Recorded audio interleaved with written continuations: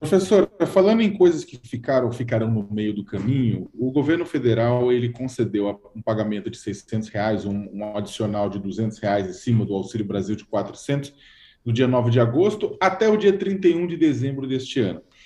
Foi mandado, né, o orçamento para análise do Congresso Nacional e no orçamento o próprio governo federal não prevê a manutenção desse valor de R$ 600. Ele manda uma mensagenzinha ao lado, dizendo, a gente vai tentar, né, vamos tentar aumentar, mas ele mantém, né, no projeto de lei do orçamento está em R$ 405, apesar do presidente da República ter prometido que manteria em 600. Qual que é o espaço fiscal que a gente tem para aumentar isso?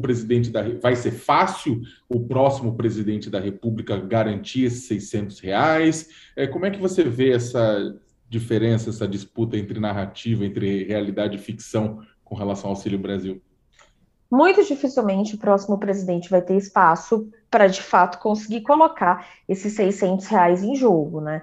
A não ser que a gente tenha aí um governo que tenha pouca preocupação com os gastos, pouca preocupação com a política de teto de gastos e com a responsabilidade fiscal, ou caso ele consiga, de fato, tirar aí um belo de um coelho da cartola e fazer esse país crescer tanto a ponto de esses R$ 200, essa diferença não ser tão significativa ou tão impactante para o orçamento, né? Acho que essa narrativa, esse grande embate que a gente tem hoje da prática com a narrativa, ele mostra muito o que está sendo essa reta final do governo Bolsonaro e o que vai ser esse segundo semestre, né? Esse segundo semestre de 2022 vai ser um semestre onde a gente vai ver políticas sendo feitas para tentar criar o espaço, criar a percepção de um Brasil que não é o Brasil da rua, não é o Brasil do dia a dia, não é o Brasil que a gente vai ter em 2023.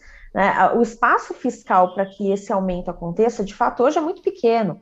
O governo tem gastos excessivos, ele precisa reotimizar esses gastos. Para ano que vem, o espaço para aumentar gastos é muito pequeno, frente, inclusive, até às renúncias fiscais que ele fez esse ano. Então, ele vai ter que, de alguma forma, pensar em uma volta desses tributos para os combustíveis, o que, como você mesmo mencionou há pouco, vai fazer com que os preços voltem a subir. Isso diminui ainda mais o potencial de crescimento e a capacidade produtiva. Então, a gente tem vários obstáculos para uma economia que já está andando com o freio de mão puxado e que precisa caminhar, precisa de fato progredir. Muito dificilmente a gente vai ter espaço para que esses R$ 600 sejam colocados em cima da mesa do brasileiro sem pressionar a sustentabilidade econômica, sem pressionar o equilíbrio fiscal e sem pressionar, inclusive, Ô, esse desenho de Brasil daqui para frente.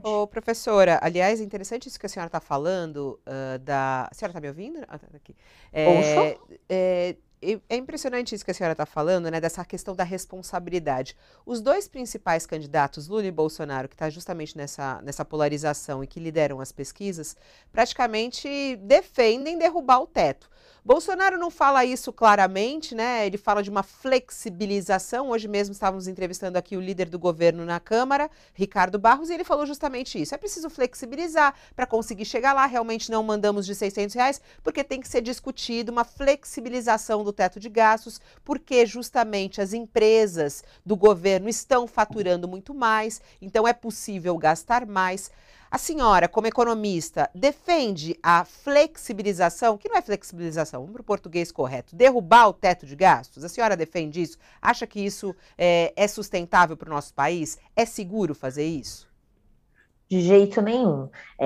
Acho que quando a gente colocou o teto dos gastos, a grande vitória do Brasil colocando o teto dos gastos era conseguir gerar para o cenário, para o mercado, né? E quando a gente fala de mercado, a gente está falando de quem investe no Brasil, é o investidor doméstico, é o investidor externo, são os consumidores, são os produtores, os industriais. A gente conseguiu criar para essas personagens, né, essas pessoas, de alguma forma, uma previsibilidade. Né? Então, a gente colocou ali uma marra na mão do governo para evitar que ele fizesse coisas que distorceriam totalmente os incentivos a esses investidores ficarem no Brasil, as pessoas produzirem aqui dentro, a elas se qualificarem, etc.